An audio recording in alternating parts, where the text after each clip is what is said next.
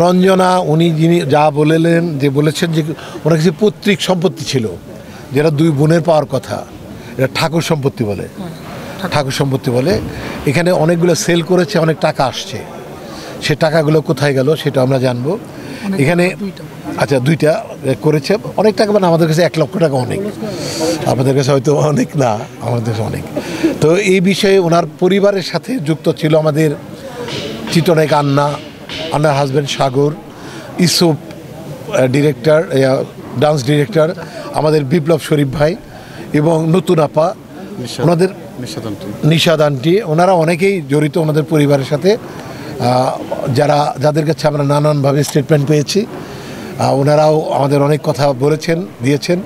আমরা সব কথাগুলি আপনাদের মাধ্যমেই এক পর্যায়ে, যখন ফাইনাল পর্যায়ে যাবো, আপনাদের নিয়েই যাব। আর এখানে প্রত্যেকে বিপ্লব শরীফে ইন্টারভিউ করেছেন, আপনারা দেখেছেন। মুক্তি অনেক কিছু জানেন, আমাদের নায়িকা মুক্তি, সেও জেনেছেন। আমাদের কাছে পর্যাপ্ত ব্যাকআপ আছে। এখন আমরা যেহেতু রঞ্জনাদি বলেছেন যে আমরা সব কিছু আগে উদ্ধার করতে চাই, যে তাদের সম্পত্তি বা টাকা আছে কিনা বা ছিল কিনা, তো এইগুলো আমরা উদ্ধার করব 3 দিনের মধ্যেই। আমরা টোটাল চিত্রটা পাবো।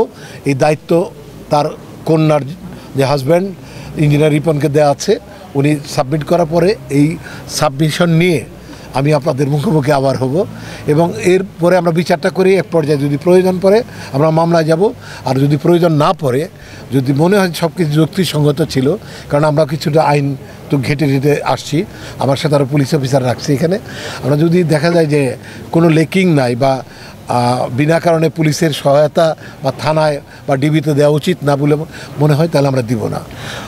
আর আমরা জানি যে অঞ্জনা আপার কি হচ্ছে সম্পত্তির হিসাবটা আপনারা পেয়েছেন কিনা, কিংবা সম্পত্তির ডিটেলসগুলো আপনাদের কাছে আসছে কিনা, এইটাই কথাটা আমি বললাম যে আগামী 3 দিনের মধ্যে এগুলো সব, মানে আর কোনো লেকিং থাকবে না।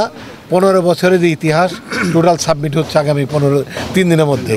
টোটাল সম্পত্তি, টোটাল টাকা, টোটাল ব্যাংক লোন বা কোথায় কে গেছে, বা উনি পার্সোনালি কোথায় থেকে লোন করেছেন, সব আমরা জানবো আগামী 3 দিনের মধ্যে। আমরা একটু কথা শুনি, আপনি একটু কথা বলেন যে আসলে যে প্রশ্ন ছিল একটু শেষ করি। তবে আমরা জানি যে অঞ্জনা আপার শরীরে কিছু আঘাতের চিহ্ন মানে আসছে, এবং যিনি গোসল করিয়েছেন অঞ্জনা আপাকে, তিনি একটা স্টেটমেন্ট দিয়েছেন।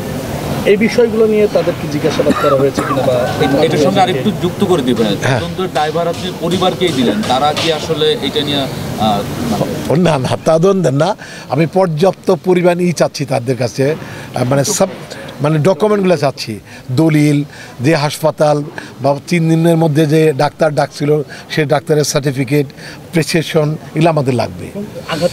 ওনারা আঘাতের চিহ্ন, কিছু বলেছে, আপনি আপনার প্রশ্ন করবেন, আমি মনে করি একটু প্রশ্ন করবো। সেটা হচ্ছে যে আপনি একজন আইনের মানুষ, সেখানে আপনার কাছে যেটা মনে হয়েছে সেটা থেকে তাদেরকে সুযোগ দিচ্ছেন যে তারা আসলে কি দিবে, কি করবে, এটাকে আসলে না, ওনার সুযোগ দিচ্ছি না, ওনাদের ইনভেস্টিগেশনে দিচ্ছি, ওনার তদন্ত না।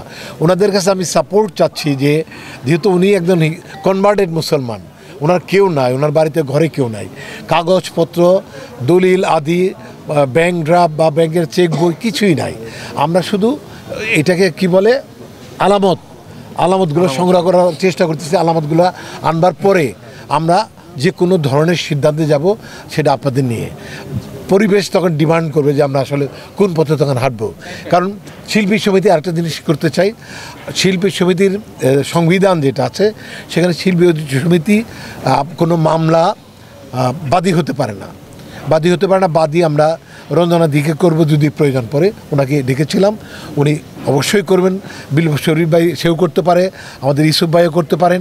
বাদী হওয়ার মতো অনেক লোকই আছে, কিন্তু তার আগে আমরা ওই পর্যাপ্ত ডকুমেন্টগুলো, ওনারা কি বলছে, আমরা কি বলছি, আমরা কি শুনছি, আপনারা কি শুনছেন, সবগুলো 3 দিনের মধ্যে মেলানোর পরেই আমরা একটা মানে এক্সট্রিম পর্যায়ে যাব, একটা বিচারের পর্যায়ে যাব।